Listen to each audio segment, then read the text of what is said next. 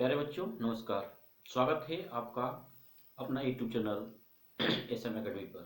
प्यारे बच्चों, जैसा कि बहुत से बच्चों का डिमांड था कि सर थोड़ा सा साइंस के विषय में बता दीजिए। किसके? साइंस के विषय में, यानी जो भी बच्चे तैयारी कर रहे हैं जवाहरलाल जो आपका नवोदय विद्यालय है। ठीक है प्यारे बच्चों, तो ऑफलाइन मोड में प्यारे बच्चों को जो भी बताया जाता है तो कम न टाइम रहने के कारण, यानी कम टाइम रह गया है, यानी आपका फरवरी में पेपर है। फरवरी में यानी 8 फरवरी से आपका पेपर स्टार्ट है। तो जो बच्चे आपका जो है कि 8 में जो पढ़ रहे हैं, जो तैयारी कर रहे हैं नवोदय के लिए, ठीक है, इंट्रेंस एग्जाम देने के लिए, तो उनके सिलेबस के अनुसार हम साइंस को पूरा एकदम सही तरीके से देंगे। ठीक है, तो आप लोग सही से इसको जो भी लिखाएंगे नोट, उसको नोट करिए, उसको समझिए और उसको लिख कर तैयार कीजिए। ठीक है, चलिए तो शुरू करेंगे। आज हमारा जो पहला चैप्टर होगा, जैसा कि आप लोग सिलेबस देखे होंगे, सिलेबस देख कर ही करिए। ठीक है, क्योंकि सिलेबस के अंदर ही आपका जो भी क्वेश्चन पूछा जाएगा।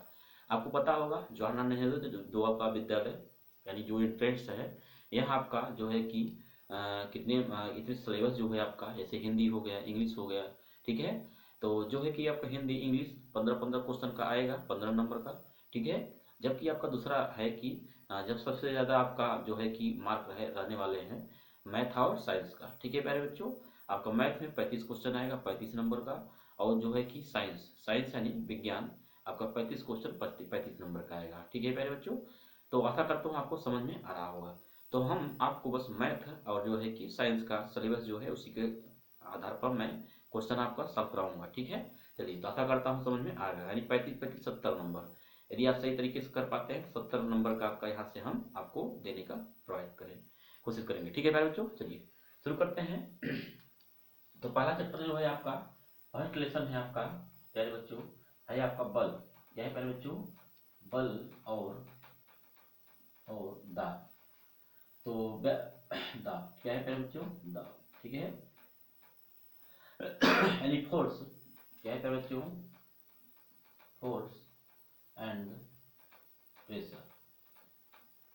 ठीक है प्यारे बच्चों, तो समझ में आ रहा होगा। तो दो आपका दोनों चैप्टर, यानी दोनों है चैप्टर आपका अलग अलग, लेकिन यहाँ पर एक ही चैप्टर में दे दिया गया है। ठीक है, तो जो इंपॉर्टेंट चीज है बस उसी के याद करिए आप, उसी से काम आपका बन जाएगा। चलिए तो पहला क्वेश्चन कंसेप्ट थोड़ा सा हम लोग सीखते हैं क्या है कैसे है। ठीक है, तो आपको बहुत सहेलियत तरह से और बड़ा स्थायी से बैठ कर सुनना होगा और उसको समझना होगा। ठीक है, सोचने समझने के बाद आपको जो मैं नोट कराऊंगा उसको नोट कर लीजिएगा आप लोग। ठीक है, चलिए तो पहला है आपका बल।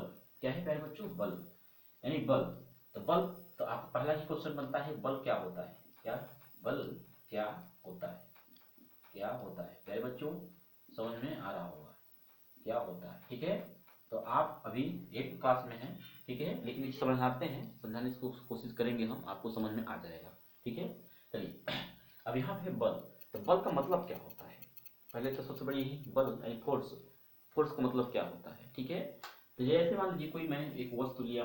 ठीक है, ये कोई एक वस्तु हमने लिया, ये ऐसे। ठीक है, इस वस्तु को मैंने रख दिया। ठीक है, किसी फर्श पर मैंने इसको वस्तु को रख दिया।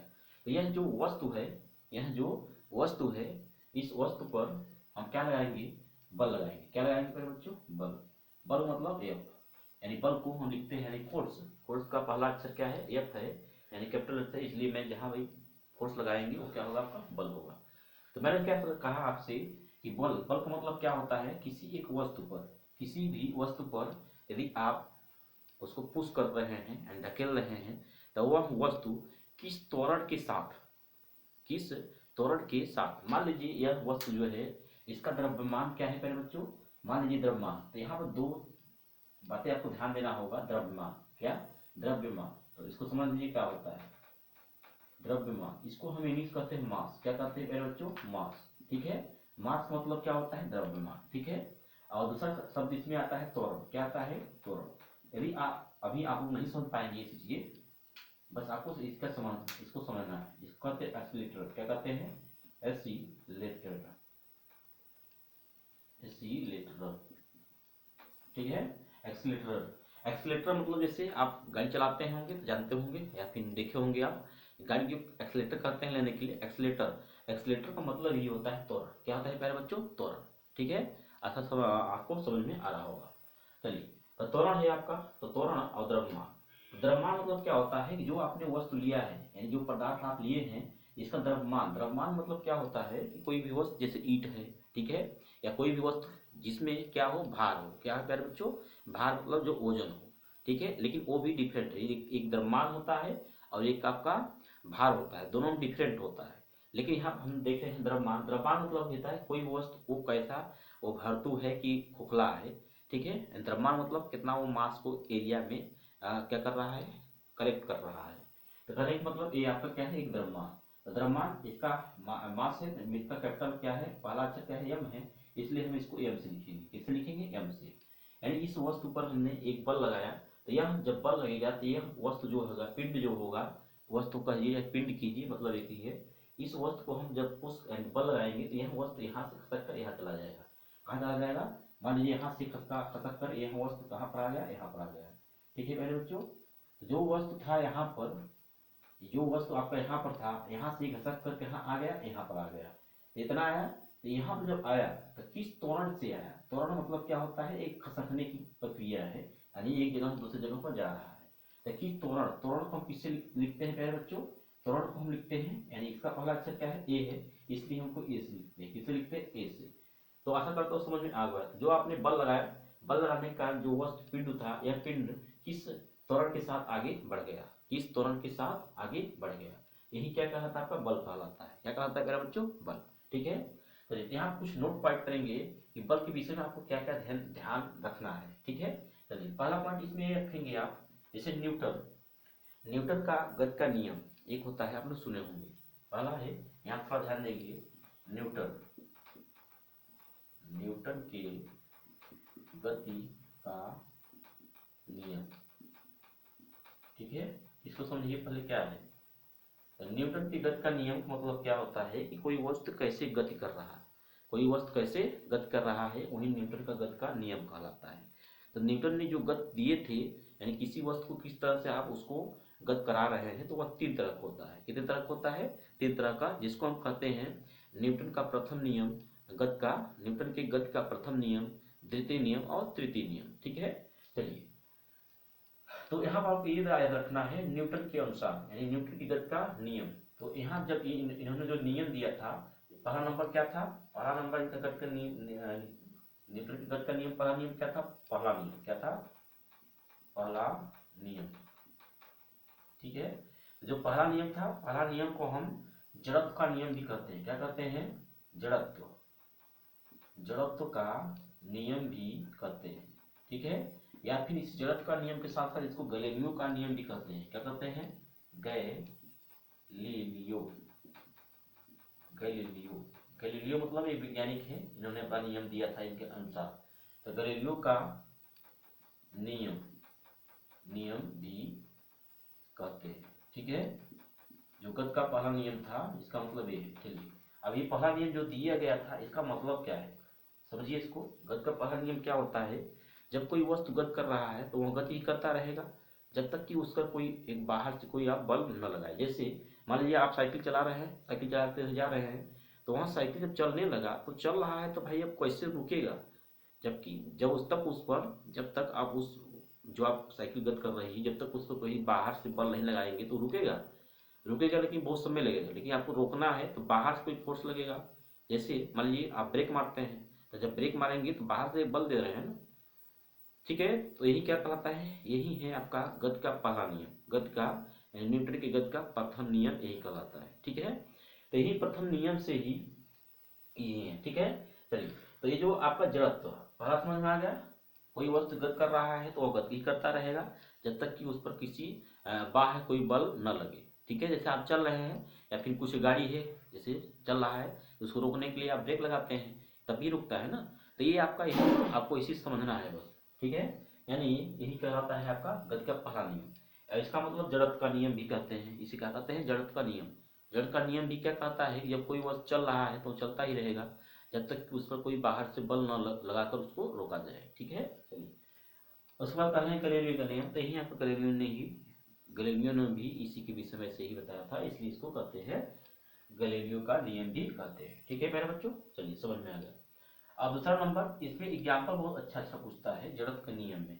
जड़त्व के नियम में अच्छा अच्छा क्वेश्चन कहाँ से बनता है, जैसे कि मान लीजिए कि आप एक ट्रेन में बैठे हैं, देखिए बातों को बस सुनिए क्योंकि ये साइंस है, ठीक है। साइंस में आप सुनेंगे और समझेंगे तभी हो पाएगा। और जो मेन पॉइंट है वो तो मैं लिखवाऊंगा, ठीक है। जैसे मैंने क्या किया कि मान लीजिए आप किसी एक गाड़ी में बैठे हुए हैं और वो गाड़ी चल रही है, वह गाड़ी क्या कर रही है, चल रही है। तो जब गाड़ी जब तेजी में चल रही थी, एकाएक गाड़ी गाड़ी ने ब्रेक मारा, तो आप जब जिस सीट पर बैठे थे वो उस सीट से आगे की ओर क्या करेंगे, आप झुक जाएंगे। क्यों? क्योंकि आपका जो जड़त्व था, यानी जड़त्व के कारण आप आगे की ओर झुक जाएंगे। बात समझ में आ रहा है? क्योंकि आपका गाड़ी नीचे चल रही थी, यानी पहिया चल रहा था, पहिए ने एकाएक ब्रेक मारा। ब्रेक मारने पर आप तो स्थिर रह गए, लेकिन गाड़ी क्या हुआ, सॉरी, जो गाड़ी थी गाड़ी रुकने को हुआ, लेकिन आपका गति जो था वह आगे की ओर बढ़ गया, ठीक है। जिसके कारण आप आगे की ओर गिर जाएंगे, ठीक है। तो ये पहला। और उसके बाद जैसे मान लीजिए कि कोई एक गंदा, मान लीजिए कि कपड़ा है आपके पास, वो कपड़ा मान लीजिए जैसे कि शॉल है, कुछ भी है, तो उसको डंडे से पीटते हैं आप। जब पीटते हैं तो उसमें से गंदा बाहर निकलता है। क्या निकलता है? गर्दा, जिसको गर्दा कहते हैं। तो वह जब इसको डंडे से पीटेंगे कस के, तो उसमें से धूल के कण क्या होते हैं, बाहर निकल जाते हैं, ठीक है। तो यह जो है, ये आपका स्थिर स्थिर जड़त्व का नियम है। क्या है? स्थिर जड़त्व का नियम है, ठीक है। चलिए, जैसे मान लीजिए कि आम फला हुआ है, आम की टहली आप उसको पेड़ को हिला देंगे तो टहली आम क्या होता है, टूट जाता है, नीचे गिर जाता है। क्यों? ये आपको होता है गति के जड़त्व का नियम के कारण, ठीक है। चलिए, तो आशा करता हूँ आपको समझ में आ रहा होगा। तो अच्छे अच्छे इसमें एग्जाम्पल था, आपको एग्जाम्पल समझ में आ गया होगा। चलिए आगे बढ़ेंगे, दूसरा नंबर देखेंगे, गति का न्यूटन की गति का द्वितीय नियम। न्यूटन की गति का द्वितीय नियम, द्वितीय नियम, ठीक है। चलिए, अब यही आपका इंपॉर्टेंट है, यही क्या है प्यारे बच्चों, आपका इंपॉर्टेंट है। यानी गति का द्वितीय जो नियम है, गति का जो द्वितीय नियम है, इसी नियम के आधार पर आपका बल का परिभाषा दिया जाता है। तो पहले नोट पॉइंट करेंगे यहाँ से आप। पहला पॉइंट ये याद करेंगे कि गति के द्वितीय नियम से, द्वितीय नियम से बल की परिभाषा, बल की परिभाषा ज्ञात होता है। क्या होता है प्यारे बच्चों? ज्ञात होता है। इसको आपको याद रखना है, ठीक है प्यारे बच्चों। यानी द्वितीय, यानी गति के द्वितीय नियम जो था, इसी के नियम से ही आपका बल की परिभाषा निकलता है। अब कैसे निकलता है हम उसको समझेंगे, ठीक है। तो चलिए अब लिखेंगे गति का द्वितीय नियम क्या होता है। आप लिखेंगे किसी वस्तु में संवेग परिवर्तन की दर को गति का द्वितीय नियम कहते हैं, को गति का द्वितीय नियम कहते हैं, ठीक है प्यारे बच्चों, समझ में आ रहा होगा। यानी इसका परिभाषा क्या है, किसी वस्तु में संवेग परिवर्तन की दर को ही क्या कहते हैं, द्वितीय नियम कहते हैं। अब यहाँ संवेग परिवर्तन मतलब क्या होता है, इसको आप समझिए, ठीक है। संवेग मतलब क्या होता है, जैसे आप खड़े हैं और एकाएक किसी ने आपके ऊपर धक्का दिया और आप आगे की ओर बढ़ गए, जब आप खड़े हुए थे तो वहां पर आपका जो वेग था वो क्या था, प्रारंभिक वेग, जिसको हम कहेंगे प्रारंभिक वेग, मतलब चलने वाला, यानी शुरू स्टार्ट करते हैं, यानी जब स्टार्ट करते हैं तो प्रारंभिक वेग, जब चलने लगते हैं तो आप जब रुकने वाले रहेंगे, यानी चल दिए, चलने के बाद अब रुकने वाले होंगे तो क्या होगा, आपका अंतिम वेग होगा। क्या होगा? अंतिम वेग। यानी यहाँ से लिखेंगे संवेग परिवर्तन की दर, संवेग परिवर्तन की दर जो होता है आपका, लिखेंगे सूत्र, लिखेंगे यहाँ पर, संवेग बराबर जो होता है वेग परिवर्तन, की, या फिर वेग परिवर्तन मत लिखिए, वेग परिवर्तन बट्टे में समयांतराल, ठीक है प्यारे बच्चों।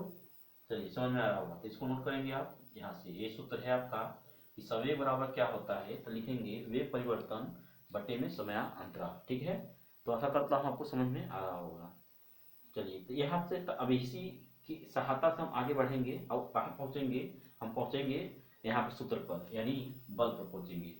तो यहाँ समय परिवर्तन क्या होता है, तो जब इसको आगे पढ़ेंगे तो आपका ये पहुंचेगा, यानी F बराबर आपको पहुंच जाएगा द्रव्यमान, या फिर कर सकते हैं हिंदी में लिख लीजिएगा।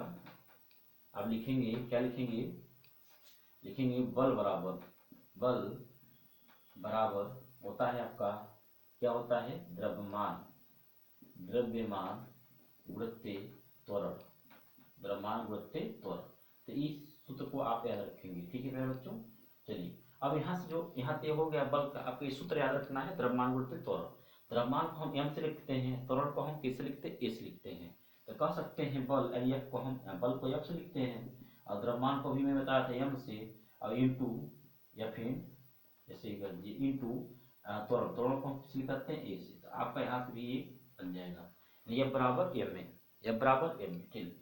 अब यहाँ तक हो गया, अब आगे बढ़ेंगे। अब इसी मेन पॉइंट आपका ये तो हो गया। अब इसके आगे सबसे ज्यादा इम्पॉर्टेंट यहाँ पर आता है, यहाँ पर जो है यानी F बराबर m है। अब यहाँ से आपको यानी बल जो है, बल का हम निकालेंगे मात्रक, क्या निकालेंगे, मात्रक, क्योंकि मात्रक बहुत ज्यादा पूछता है, ठीक है। चलिए अब बल का मात्रक कैसे लिखेगा, अब ये निकलेगा, ये ध्यान दीजिएगा। यानी बल बराबर अभी लिखा था सूत्र, द्रव्यमान गुणित त्वरण। द्रव्यमान का मात्रक क्या होता है, तो होता है kg, क्या होता है, kg, इंटू त्वरण का मात्रक क्या होता है, त्वरण सूत्र क्या होता है, त्वरण बराबर, तो इसको भी नोट करेंगे आप, त्वरण बराबर, त्वरण का सूत्र जो होता है लिखेंगे आप, त्वरण बराबर वेग बटा समय, वेग बटा समय, या फिर इसी कहते हैं वेग परिवर्तन बटे में समय। तो वेग का मतलब क्या होता है, तो अब यहाँ से निकालने का तरीका जो है आपका, रटेंगे तो भूल जाएंगे। त्वरण बराबर वेग बटे समय होता है, तो वेग का मतलब क्या होता है, तो आपका वेग का फार्मूला याद होना चाहिए। तो यहाँ से लिखेंगे दूसरा नंबर पर, वेग बराबर क्या होता है, तो लिखेंगे विस्थापन बटे समय, ठीक है मेरे बच्चों। देखिए हर एक चीज, साइंस का मतलब है कि हर एक चीज एक दूसरे से कनेक्टिविटी होते हुए आगे बढ़ता है, ठीक है। तो आप भी जिस तरह मैं लिखवा रहा हूँ फॉर्मूला जो है इसको नोट करते चलिएगा। चलिए यहाँ से आगे बढ़ेंगे। तो विस्थापन मतलब क्या होता है, दूरी। तो विस्थापन माने दूरी, दूरी का मतलब क्या होता है, मीटर होता है, क्या होता है, मीटर। यानी इसका हम मात्रा रखेंगे मीटर, और बटे में समय का मतलब क्या होता है, सेकेंड, क्या होता है, सेकेंड, ठीक है मेरे बच्चों। यानी मीटर प्रति सेकेंड, वेग का मात्रक के नाम में मीटर प्रति सेकेंड, तो यहाँ लिखेंगे मीटर प्रति सेकेंड, ठीक है। और बटे में आपका समय का मात्रक क्या होता है, सेकेंड, ठीक है मेरे बच्चों। तो यहाँ से आपका इस सेकेंड का इसमें गुणा हो जाएगा, यानी त्वरण का मात्रक मिल जाएगा आपको मीटर प्रति सेकेंड स्क्वायर। यानी आपको समझ में आएगा त्वरण का मात्रक क्या होता है, ठीक है मेरे बच्चों। तो त्वरण का मात्रक क्या होता है, मीटर प्रति सेकेंड स्क्वायर, ठीक है मेरे बच्चों।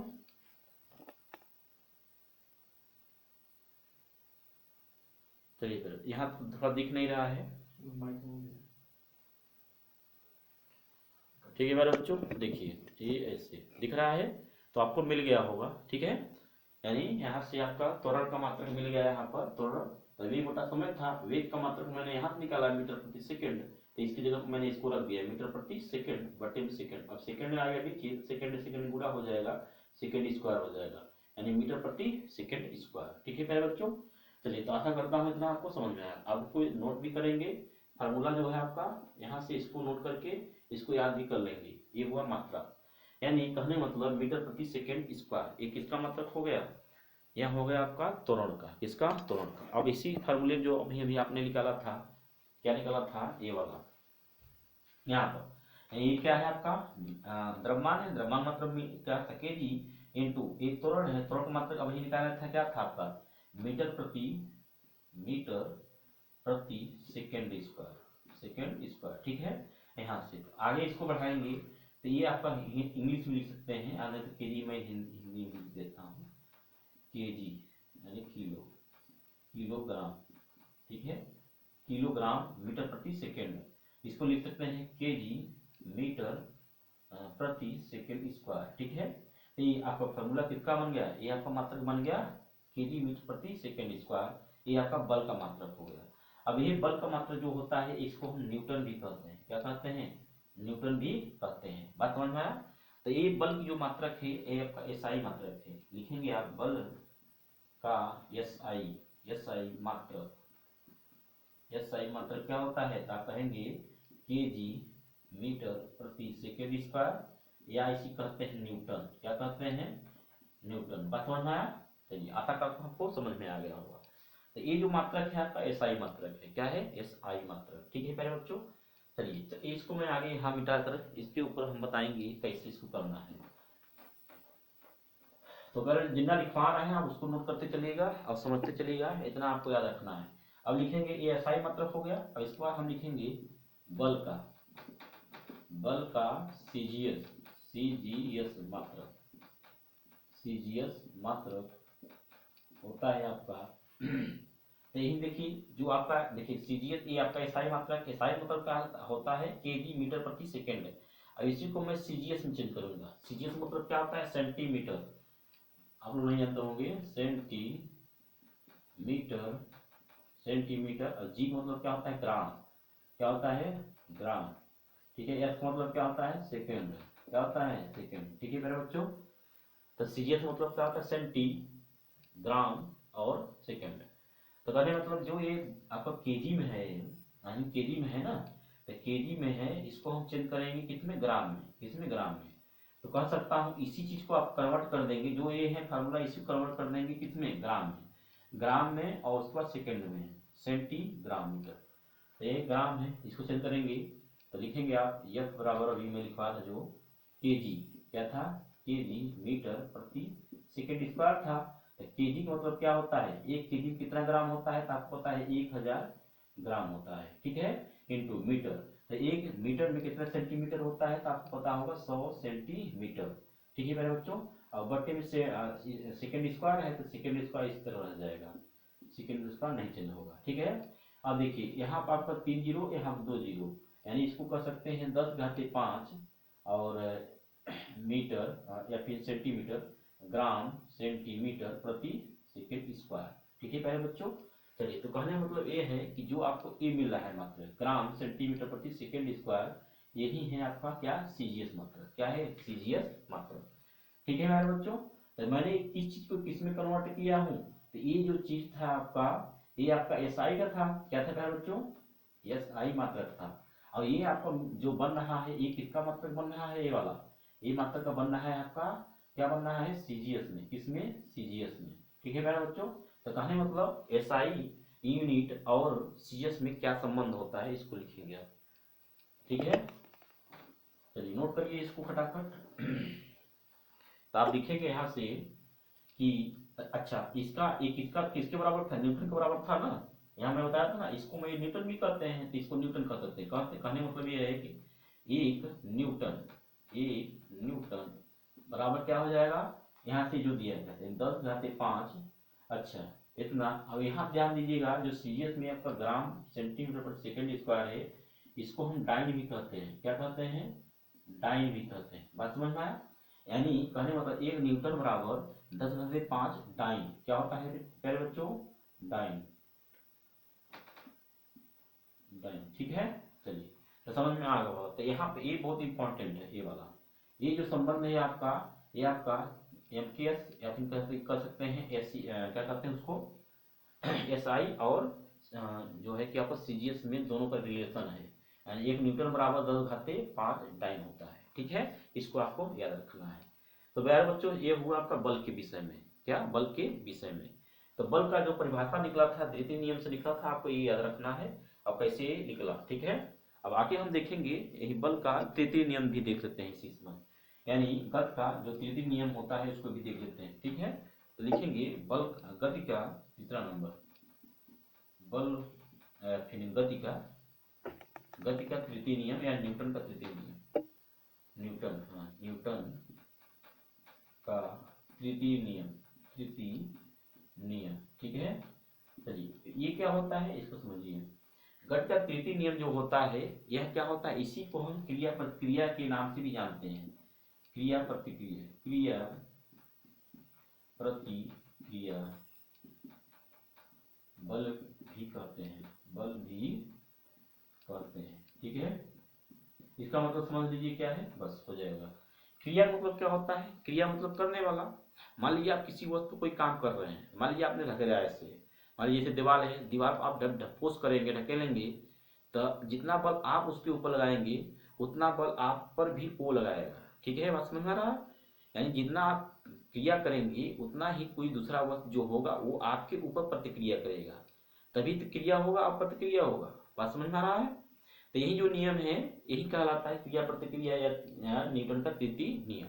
ठीक है, चलिए जैसे कोई व्यक्ति है जब किसी तालाब में या फिर किसी नदी में किसी नाव पर बैठकर तैरता रहता है, तो जो आप जब पास में आता है, कहाँ पर आता है, किनारे पर आता है, तो वह क्या करता है, उछल के जाना चाहता है बाहर, यानी नाव पर से उछल कर अब जमीन पर जाना चाहता है, तो क्या करता है कि नाव उसके ऊपर एक क्रिया बल लगा, सॉरी, आदमी जो होता है वो नाव के ऊपर एक क्रिया बल लगाता है, और उसी के विपरीत नाव उसके पैर के ऊपर उसी उतना ही बल से उसको प्रतिक्रिया लगाता है, जिसके कारण वह व्यक्ति उछलकर बाहर चला जाता है। बात समझ में आया? तो ये आपका जितनी भी एग्जाम्पल है ये आपकी क्रिया प्रतिक्रिया न्यूटन के तृतीय नियम का उदाहरण है। ठीक है, चलिए तो आशा करता हूँ आपको समझ में आ गया होगा। आपको ये मात्रा वाला जो कंडीशन इसको याद रखना है, और फार्मूला कैसे मैंने लिखवाया था फार्मूला याद रखना है, और ये जो संबंध है इसको याद रखेंगे। ठीक है, चलिए पहले ये हुआ आपका बल के विषय में। किसके विषय में? बल के विषय में क्या होता है और फार्मूला कैसे बनता है, किसके द्वारा बनता है। ठीक है, चलिए नेक्स्ट देखेंगे हम लोग दाब देखेंगे। क्या देखेंगे पहले बच्चों? दाब के विषय में कि दाब क्या होता है।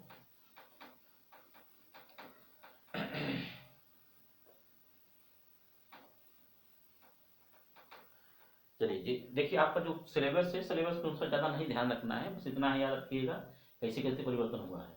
अगला देखेंगे हम लोग, इधर हम क्या देते हैं,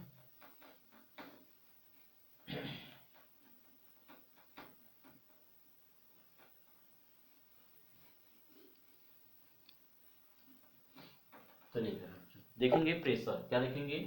नेक्स्ट देखेंगे प्रेशर। प्रेशर मतलब दाब, प्रेशर, ठीक है, यानी दाब। ठीक है बच्चों, समझिए क्या होता है दाब के विषय में। पहले इसका परिभाषा लिख लीजिए, लिखिए प्रति एकांक, प्रति एकांक, प्रति एकांक क्षेत्रफल पर, प्रति एकांक क्षेत्रफल पर लगने वाले बल को क्या कहते हैं? दाब कहते हैं। क्या कहते हैं? दाब कहते हैं। ठीक है पहले बच्चों, समझ में आ रहा है? यानी इसको लिखने की परिभाषा इसका, प्रति एकांक क्षेत्रफल पर लगने वाले बल को दाब कहते हैं। इसका मतलब क्या है?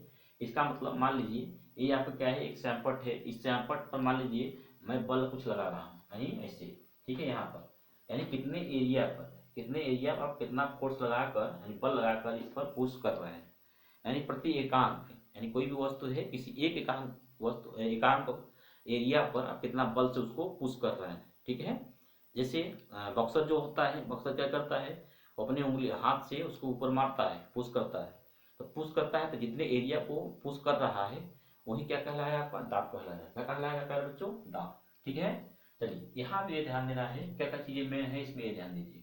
तो पहले सूत्र लिखेंगे इसका, लिखेंगे दाब बराबर क्या होता है? बल बट्टे क्षेत्रफल, बल बट्टे क्षेत्रफल। ठीक है प्यारे बच्चों, आप इसको नोट करेंगे, दाब बराबर बल बट्टे क्षेत्रफल होता है।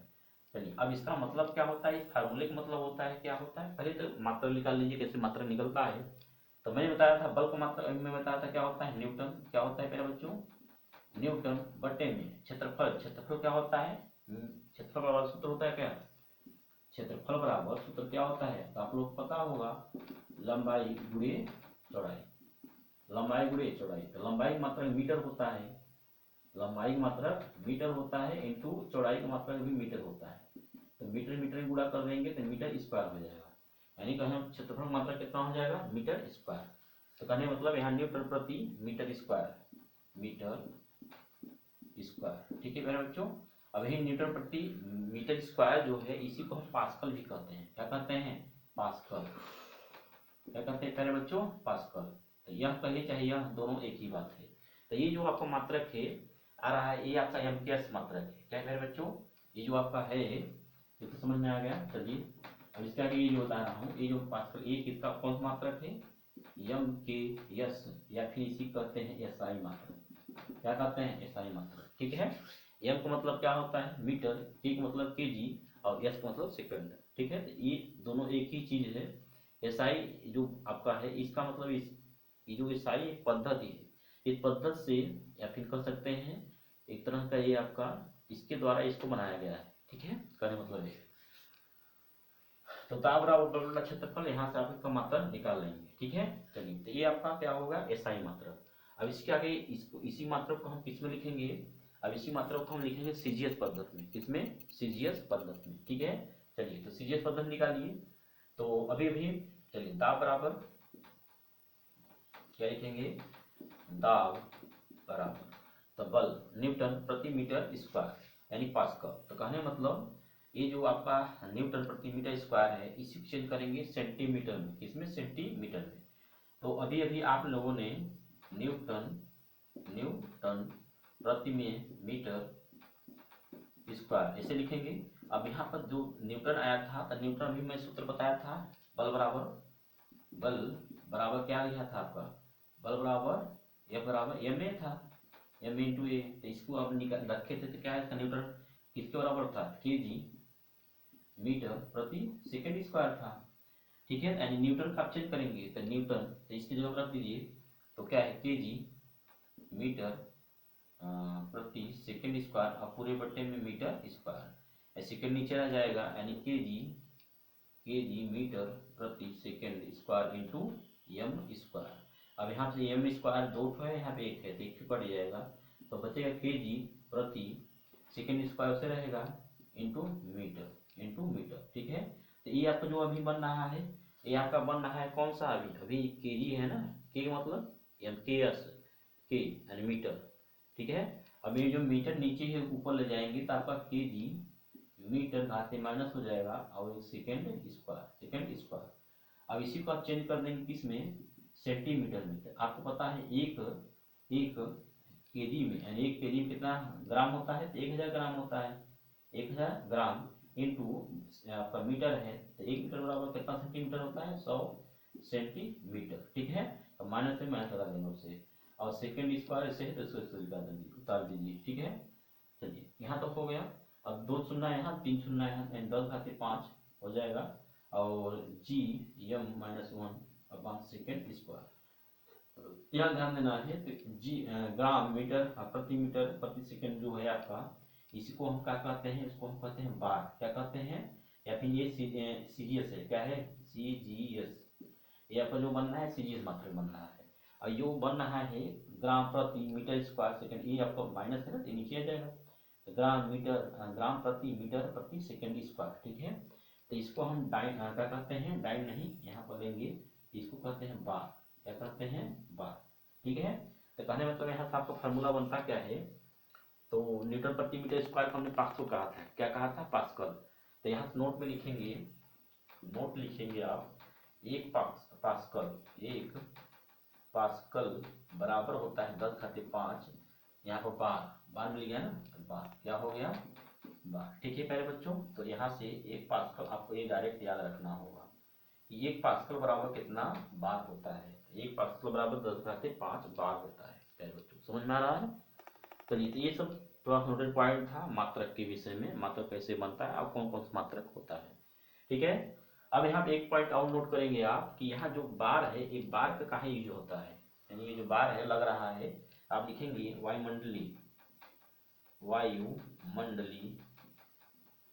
वायुमंडली प्रेशर या फिर दाब, वायुमंडलीय दाब को मापने में बार का यूज किया जाता है, बार का यूज किया जाता है। ठीक है प्यारे बच्चों, इसका मतलब क्या होता है इसको समझ लीजिए। वायुमंडलीय दाब का मतलब क्या होता है, जब कभी मान लीजिए कभी कभी आपका आंधी आती है। ठीक है, जब आंधी आती है तो आपका क्या होता है, प्रेशर बढ़ता है घटता है, तो प्रेशर आपका बढ़ने लगता है, तो उस प्रेशर को मापने के लिए जो है कि बार का यूज किया जाता है। ठीक है, चलिए अब यहाँ पर दूसरा पॉइंट ये याद रखना है कि दाब को किस यंत्र से मापा जाता है, तो उसको आपको याद रखना है। यहाँ लिखेंगे आप अगला पॉइंट कि दाब को जो है कि किस यंत्र से मापा जाता है, लिखेंगे दाब को, यहाँ लिखिए दाब को, दाब को जो है कि किससे मापते हैं, तो आप लिखेंगे बैरोमीटर से। किससे?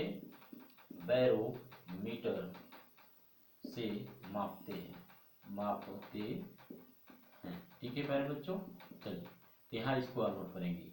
उसके बाद यहाँ पर थोड़ा सा आपको और 3 पॉइंट और है, इसको भी नोट करेंगे। लिखेंगे क्या कि बैरोमीटर जो होता है यदि एकाएक नीचे गिरता है, एकाएक नीचे, तो यहाँ लिखेंगे आप यदि बैरोमीटर या पैमाना, जो बैरोमीटर पैमाना होता है, बैरोमीटर मापांक मतलब जिससे मापा जाता है, यदि बैरोमीटर मापांक एकाएक नीचे गिरता है, एकाएक नीचे गिरता है, इसका मतलब क्या है?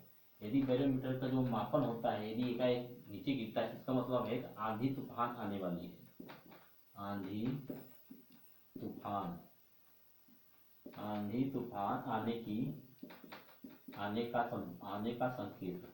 का संकेत, ठीक है प्यारे बच्चों।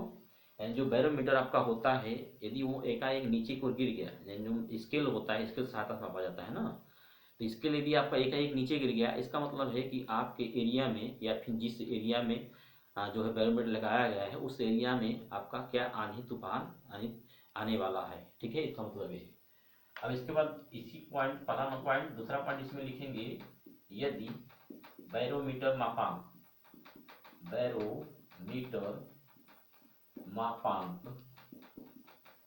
धीरे धीरे ऊपर चढ़े, लिखेंगे आप धीरे धीरे ऊपर चढ़े, ठीक है। तो इसका मतलब क्या होता है, जब आपका जो मापांक होता है धीरे धीरे ऊपर चढ़ रहा है, इसका मतलब जो है कि मौसम अच्छा होने का संकेत, मौसम अच्छा होने का संकेत, ठीक है प्यारे बच्चों। तो इसको भी आप नोट कर लेंगे। इसी में एक पॉइंट और होता है, तीसरा नंबर, कि यदि बैरोमीटर का मापांक एकाएक ऊपर चढ़ जाए, क्या लिखेंगे? यहाँ इसके बाद यहाँ इसको इसे नोट कर देंगे, एकाएक ऊपर चढ़ जाए, ठीक है। जब एकाएक चढ़ जाता है तो मौसम जो होता है आपका, मौसम जो होगा खुला होगा, क्या होगा प्यारे बच्चों? खुला, और होने का संकेत,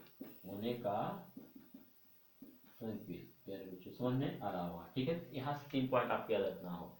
यदि बैरोमीटर का जो मापांक होता है एकाएक नीचे गिर गया, इसका मतलब मौसम आपका खराब है, यानी आंधी आप जो है आंधी आ सकती है, तूफान आने की संभावना है, इसके संकेत मतलब ये है। यदि आपका जो बैरोमीटर है धीरे धीरे ऊपर चढ़ता है, इसका मतलब है कि मौसम साफ होने का संकेत मिल रहा है। लेकिन एकाएक जब ऊपर चढ़ जाता है, इसका मतलब मौसम हमारा खुला रहेगा। तो ये होता है बैरोमीटर जब यूज किया जाता है मापने के लिए, ये आपका संकेत होता है, ठीक है प्यारे बच्चों। चलिए, तो ये नोट पॉइंट है, आप इसको नोट करेंगे। चलिए आगे चलते हैं, आप कुछ पॉइंट और है नोट करेंगे, उसके बाद आपको बात करेंगे, ठीक है प्यारे बच्चों। चलिए, तो ये हुआ थोड़ा सा इसके विषय में। अब यहाँ पर नोट पॉइंट क्या है कि जो फार्मूला है, फार्मूला का यूज कैसे किया जाता है। तो फार्मूला मैंने अभी भी लिखा था, दाब बराबर क्या होता है? बल बट्टे क्षेत्रफल। अब यहाँ से किस तरह की क्वेश्चन बनता है और कैसे बनता है इसको हम समझेंगे, ठीक है। अब देखिए, ये जो दाब बराबर बल बट्टे क्षेत्रफल है, इसका मतलब क्या है, इसका मतलब समझिए पहले। दाब बराबर बल बट्टा क्षेत्रफल यानी ये नीचे मतलब होता है व्युत्क्रम, क्या होता है? व्युत्क्रम मतलब उल्टा, यानी कहने मतलब दाब बल के तो आपका अनुक्रमानुपाती है, अनुक्रमानुपाती मतलब डायरेक्ट संबंध है। डायरेक्ट संबंध मतलब क्या है? यदि दाब बढ़ाएंगे तो बल का मान भी बढ़ेगा, यहाँ ध्यान दीजिए इसको। अब इस संकेत में जो लगा रहा हूँ यानी ऊपर कर रहा हूँ, ऊपर करने मतलब बढ़ने की बात में कर रहा हूँ, शॉर्टकट में समझने की कराने की कोशिश कर रहे हैं। यानी दाब आप बढ़ाएंगे, यानी इस चिन्ह को मतलब समझ रहे हैं, ऊपर जाने का मतलब बढ़ाएंगे, तो दाब यदि बढ़ाएंगे तो बल का मान भी क्या होगा? बढ़ जाएगा, क्या हो जाएगा? बढ़ जाएगा, ठीक है प्यारे बच्चों। तो ये डायरेक्ट संबंध है, लेकिन इसका संबंध इसका संबंध में क्या होता है? कम जो है कि व्युत्क्रम यानी उल्टा संबंध होता है प्यारे बच्चों, क्या होता है? उल्टा। इसका मतलब क्या है? यदि आप दाब बढ़ाएंगे तो दाब जब बढ़ाएंगे क्षेत्रफल क्या हो जाएगा, घट जाएगा। क्या हो जाएगा, घट जाएगा। कहने मतलब ये होता है, इसे सुई, जैसे सुई, जो सुई होता है वह सुई का नोक नोक यदि पतला है तो वो जल्दी से क्या होता है, धागे में सॉरी जो है, जो भी आप करना चाहेंगे वो जल्दी से धस जाता है। क्यों धस जाता है, क्योंकि क्षेत्रफल कम होता है। सुई का क्षेत्रफल जब कम होगा तो दाब बढ़ जाएगा, क्योंकि इसके साथ क्या है, व्युत्क्रम संबंध है, यानी उल्टा संबंध है। क्षेत्रफल यदि आप घटाएंगे तो दाब का मान बढ़ जाएगा। यानी सुई का नोक क्या है, बहुत कम क्षेत्रफल का है तो जल्दी से धस जाएगा। क्यों धस जा रहा है, क्योंकि इसका दाब ज्यादा लग रहा है, दाब ज्यादा लग रहा है। बात समझ में आ रहा है।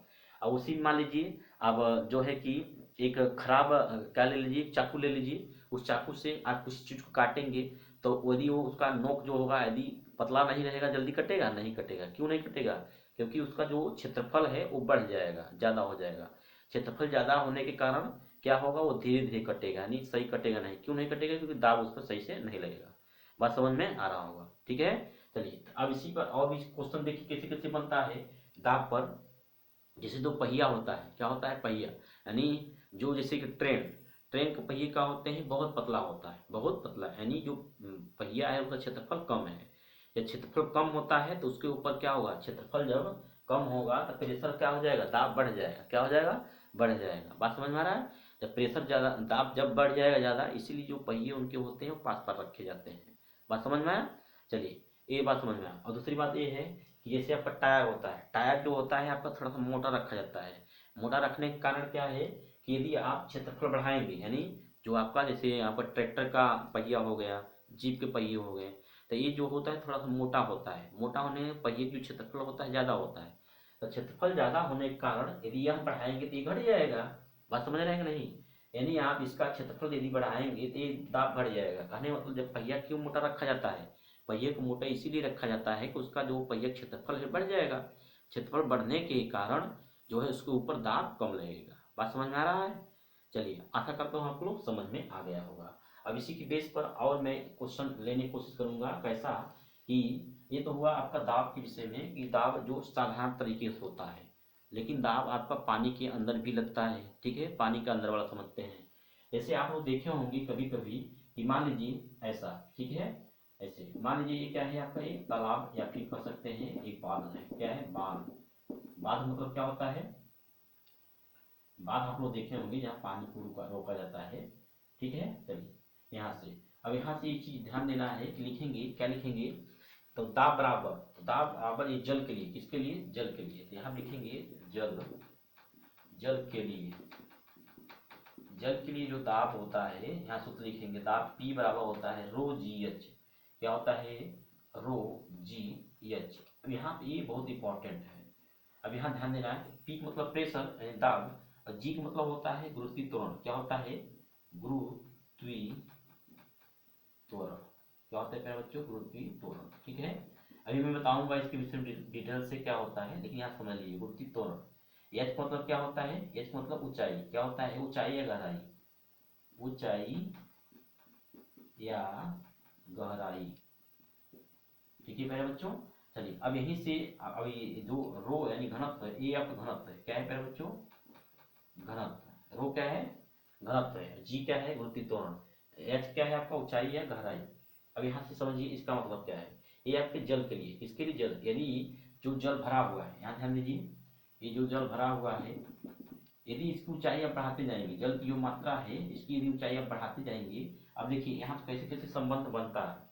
तो जो P है प्रेशर यानी हाइट आप बढ़ाएंगे, हाइट जब बढ़ाएंगे तो प्रेशर क्या होगा, प्रेशर यानी हाइट जब बढ़ाते जाएंगे, ऊंचाई यदि इसकी बढ़ाते जाएंगे तो प्रेशर का मान क्या होगा, बढ़ता जाएगा। क्यों बढ़ता जाएगा, क्योंकि प्रेशर और हाइट के बीच डायरेक्ट संबंध है, यानी कोई उल्टा नहीं है, नीचे नहीं है। तो इसका इसका समझ में आ गया संबंध। प्रेशर जब आपका हाइट जब बढ़ाते जाएंगे यानी गहराई बढ़ाते जाएंगे तो उसके ऊपर नीचे वाले तल में क्या होगा, दाब ज़्यादा लगेगा, दाब लगेगा। ठीक है, तो कहने मतलब ये है कि आप लोग जब नहर देखे होंगे या फिर नाला देखे होंगे, ठीक है, यानी बांध देखे होंगे, तो उसको जब ऊपर की ओर पतला बनाया जाता है और नीचे की ओर देखे जाएंगे तो इसका बढ़ाता जाता है, मोटा होता जाता है। ऐसा क्यों किया जाता है, ऐसा इसलिए किया जाता है, यदि गहराई बढ़ता जाएगा यानी ऊंचाई का मान क्या होगा, बढ़ता जाएगा, तो नीचे आपका दाब का यानी प्रेशर भी बढ़ता जाता है। बात समझ में आ रहा है, यानी नीचे आपका प्रेशर बढ़ता जाएगा। तो नीचे ज़्यादा प्रेशर लग रहा है कि ऊपर? नीचे लग रहा है ना, तो नीचे प्रेशर ज़्यादा लग रहा है, यदि ये मोटा नहीं रहेगा तो इसको तोड़ नहीं देगा। समझ में आ रहा है कि नहीं मेरे बच्चों? ठीक है, तो ये आपका इसी कंसेप्ट पर लगता है, इसी कंसेप्ट पर आपका नीचे जो बाढ़ होता है नीचे की ओर मोटा किया जाता है, जिससे वो बांध जल्दी टूट न सके। क्यों?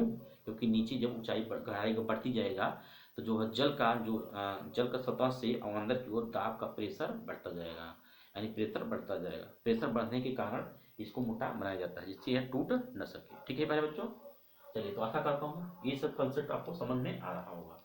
तो बस इतना ही आप इसको याद रखिए, जो मैंने आपको फार्मूला दिया उसको, आई जो आपका द्रव के लिए है, इसको फार्मूला है, ये भी याद रखेंगे। ठीक है, चलिए तो आशा करता हूँ आप लोग समझ में आ गया होगा इस चैप्टर पूरा का।